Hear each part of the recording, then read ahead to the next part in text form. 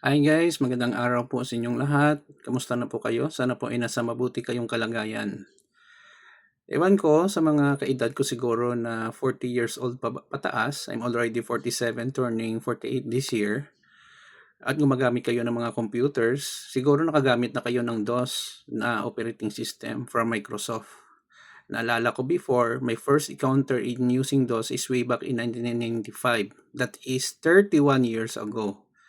DOS 6.22 ang version. Ano bang dahilan bakit nawala ang DOS? Very simple lang guys. Ang DOS operating system guys ay sa command line po yan tumatakbo. Nang lumabas na po ang Windows operating system starting with Windows 3.0 up to now Windows 11, nawala po ang DOS or disk operating system because karamihan na po ng mga computer na minamanufacture ay tumatakbo na using Windows. Gumagamit ng mouse.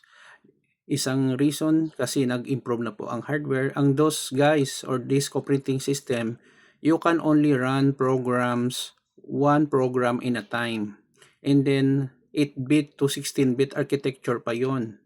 Hindi siya po pwede makatakbo ko ng several programs at once. Yan po ang problema sa DOS. Ikalawa, wala po siyang graphical user interface. During our time, lahat ng mga commands dapat ma-memorize at maintindihan mo kung paanong gamitin. Copy ng files, dir, delete, make a directory. Sa ngayon, those commands can be done using by click of your mouse. Right click, create folder. Ang folder sa Windows, directory yon sa DOS.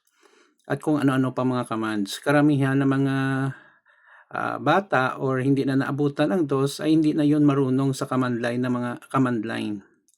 So yun po ang mga dahilan kung bakit nawala po ang DOS, pinalitan po ng Windows.